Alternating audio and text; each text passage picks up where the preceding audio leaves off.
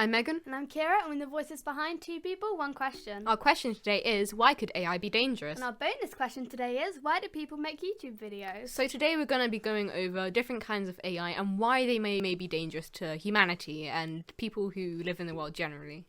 So let's just get right into it.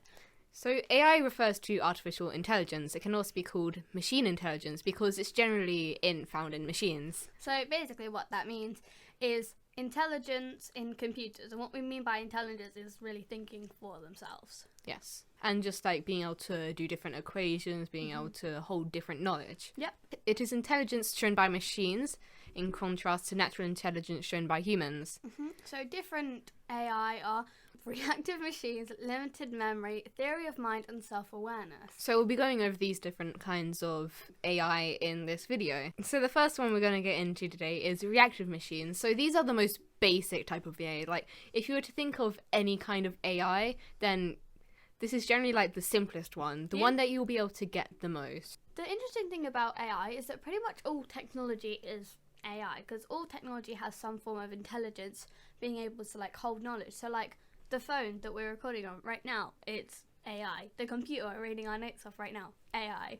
And it's so interesting how like these everyday objects are all AI. Reactive machines are purely reactive and cannot form memories or use experience to take new decisions. So they can't save data to themselves. Everything that they do is straight away from what they boot and what they're supposed to do then.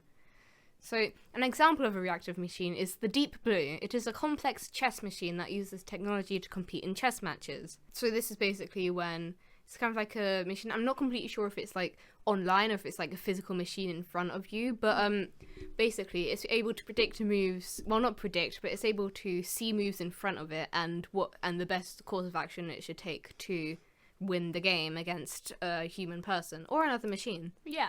So it's like a lot of the time if you play sort of a mobile game or an online game, just like normal sort of games that you would play, it's like you sometimes go against the computer, and that's a form of reactive machine. So it looks at the current chess pieces on the board and uses its knowledge to moves, but it can't use past experience to create new moves. It's purely what has been inputted into the machine. So another type of AI is a limited memory. So these types of AI can investigate the past.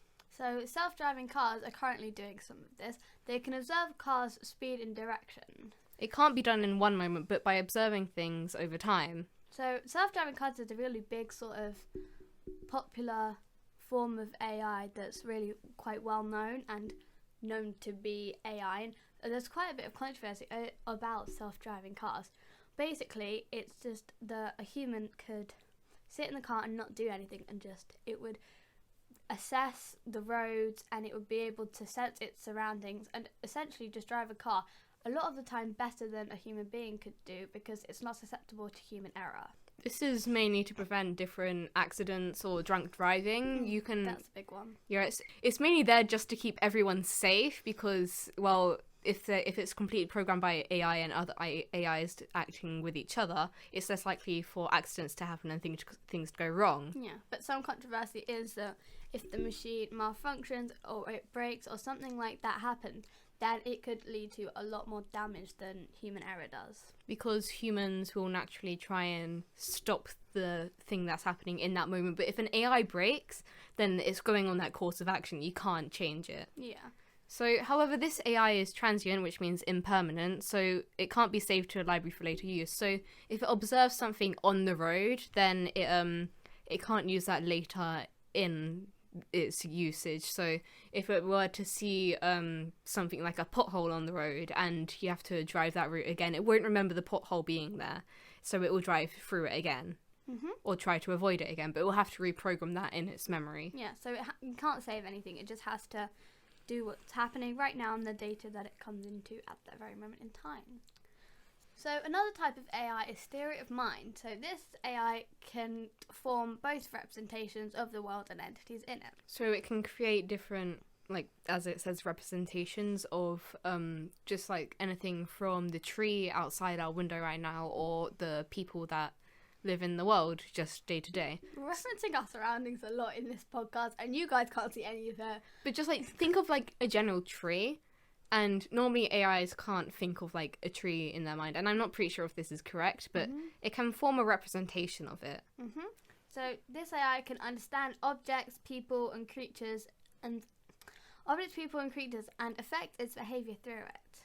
This is like how humans build their society in the past. So from what we know, theory of mind might be the closest to doing things such as taking over jobs in the future, which can be quite dangerous to like our society, because the more things begin to take over, the less jobs will pay, because there are other ways of doing about that are less costly. So if you think about it, in the future, if AI were to take over jobs, then the best kind of jobs to do would be creative ones, such as writing, drawing, music, because an AI can't create something new in its mind when it is a theory of mind AI. So anything such as writing or art, it won't be able to create that creativity in its mind, so it has to be left down to humans. Yeah, so the whole taking over jobs argument is like a really big sort of controversy is when you're talking about like the whole topic of AI. So people say like, what if it takes jobs from people and people aren't able to work? And that could be really difficult for like economy and stuff, but think about it from like a business owner standpoint. If you get an AI or a robot, for want of a better word, basically you won't need to pay them. They can like work for 24 hours, they don't need breaks. So it's a really much like a more efficient way of employing from a business owner standpoint. But from a worker, it's really difficult because people need jobs to survive. So the safest kind of job to get in the future, like right now, because theory of mind is coming to life right now and taking over jobs slowly, the best kind of job to get right now would be either a business owner or something in the creative field, something that no one else can think of in their mind. Yeah, so if you're like me and really struggle with like sort of creating things and that kind of stuff, then you're in a bit of a pickle. Yeah, because you have to do something that AI can't do. Yeah. Otherwise, you'll just be replaced straight away. Yeah, so like common jobs like factory or like a lot of just like random things, like just simple jobs that happen in everyday life can be easily taken over by AI. So, because this AI is much like how humans built their society in the past, it is completely possible that it will grow to be sentient, which means it will be able to create its own thoughts and it will be able to create its own society. So in the future, they'll just be like another person walking down the street or another creature walking down the street. They'll be completely sentient. If anything, they'll be superior because they'll have superior knowledge. They'll be able to live a much longer life. But they might also be a lot weaker because they are more susceptible to getting damaged from things such as water if their circuits are exposed, much like electricity normally does. We can see examples of this happening even today. So like robots are being created that look insanely like humans and that are really taking over and sort of embedding themselves into our society, and it's quite scary, to be honest. And like even now, like around the place that we live in our town, there are these little delivery robots that will, like, they just have stuff in. I don't even know what is in there.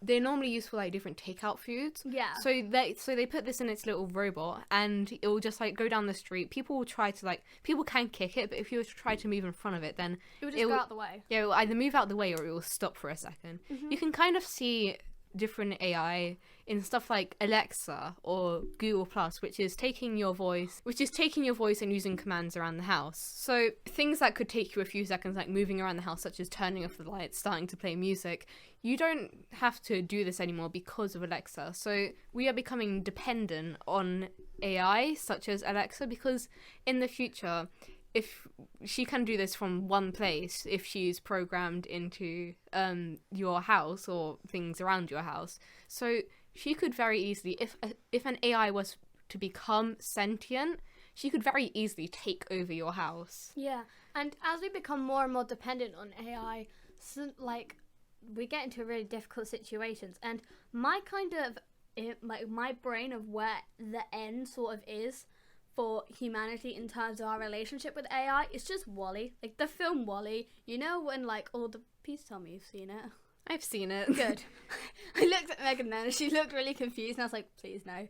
But yeah, so if you guys have seen the film WALL-E, basically all the humans are completely dependent on AI. They can't function. They're always sitting down. They have screens all around them, and like everything they do is based on AI. And that's kind of where I see us sort of ending with things like Alexa, that we're already beginning to be dependent on, phones, like computers.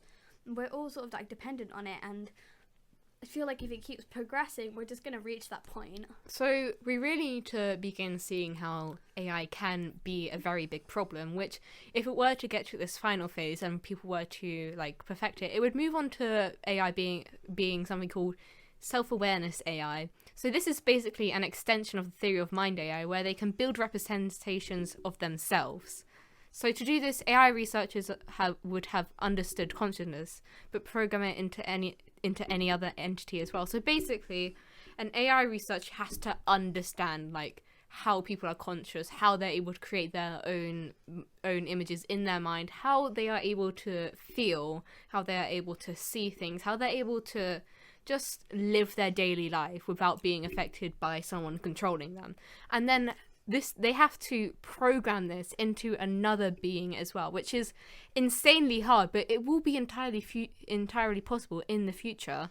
Yeah, it's a really sort of interesting concept to think about, but it's so difficult to sort of recreate all of the intricacies of the human brain and how it functions. Like, I saw this thing on the internet a few weeks ago, and it said the brain named itself, but it not only named itself, but realised it named itself and was surprised when it realised that.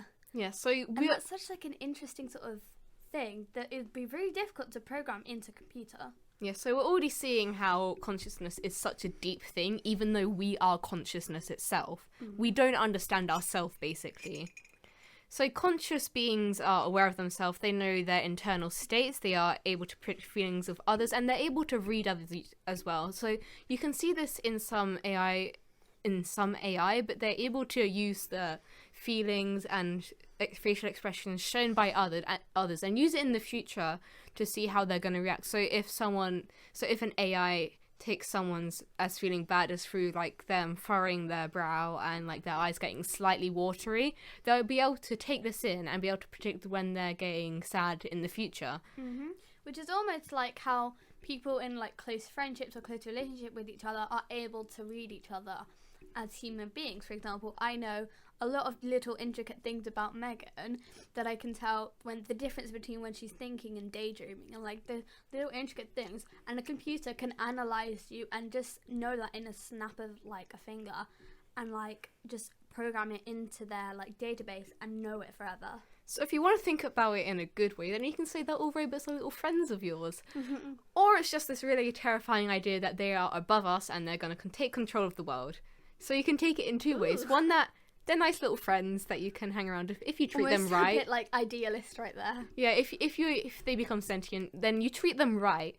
If you have to treat robots like right, even when you don't think they're sentient, because when they could grow to that stage, they could become masters of the world. They could take over the world, much how like humans have done in the future, in the past. Humans have not taken over the world in the future. Well, they might have, I don't know. We already have. Well, we already have. We've already taken over. And a lot of like these sort of theories about AI can be seen in like pop culture and like a lot of Megan's mimicking my hand moves next to me. But like books, comics, TV shows, musicals, for example. The musical Be More Chill like has this sort of idea about AI coming into power with this thing called the squip.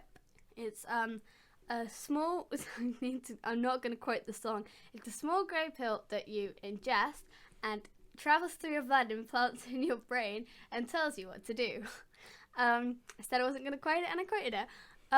Basically, and it helps the main character go through life and become popular, and it basically takes over this character to the point where he is not able to think for himself, where they have to, like, in the end they have to drink like a specific like fizzy drink to make it go away. And it's really interesting.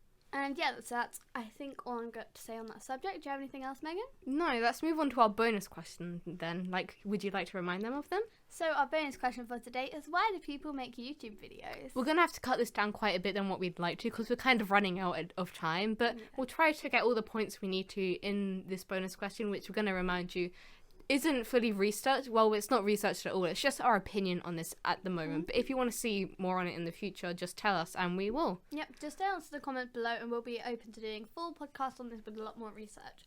So, Megan, would you like to say one reason that you think people make YouTube videos? Now, an obvious reason people might do YouTube is for money, which isn't a secure job, but it can become very, very successful in the future if you were to become successful. Yeah. So you can get quite a bit of money off YouTube if you play your cards right. So it's not always how popular it is, it's how good your content is. So looking outright popular isn't necessarily being successful. So views might indicate that someone is watched a lot and that they have a lot of people who admire them or look at their content. But what matters in YouTube for money is the watch time. You have to have a high amount of watch time to gain money, and if you're not able to draw people in with your content and make them keep watching, then you won't get nearly as much money if you were to get very few viewers and have them like watch the whole video. Yeah, so sadly a lot of people do start YouTube for the sole purpose of making money, because as you can see with like some of the bigger YouTubers, they live extremely well like off of making money from YouTube, but they get so much watch time and have so many like viewers that will like worship them as like to the point where they get all that money, but it's really difficult to make it. I'd like to also add that not all the money, and in fact quite a big portion of it, is from merch. So when they get extremely popular, you don't necessarily need the watch time as long as you have people buying the things that you're selling. Yeah, so a lot of stuff ways YouTubers make money outside of that is from like merch. Like some of them release like clothing lines and like they collab with companies and whatnot. But then also there's stuff like Patreon and the YouTube subscription, which also brings them money for them. So another reason why people make YouTube videos is sort of the reason why we made it, is one of the reasons why we do, is purely for fun and for something to do. Yeah, because me and Kira didn't have a lot of time or a lot of stuff to do before we started YouTube. We had all this time together, but we weren't using it. So we thought maybe we should just start a podcast channel. And because we are always talking like deeper questions, like philosophical questions with each other, we thought we might as well portray that to the world and have them get interested in the same things we are. Yeah. We find it extremely fun to talk about it, even if we're not like directly talking to you, but talking to each other. It's just a way of like showing how passionate we are about these subjects and having fun while doing it. Yeah. So if you guys want to hear like the full story about how we created our channel and why we sort of did it, you guys can have a look at our previous video where we discussed why we made our channel and how we made our channel in our bonus question of that video. So, and that video is called what do humans strive for? Yep. But a lot of the time people will just make YouTubers for fun, which is probably the best way, because if you're doing it for fun, then people can see the enjoyment that you have in your videos, which also draws them in, making you like earn money and stuff. So really doing it for fun is the best way to be successful.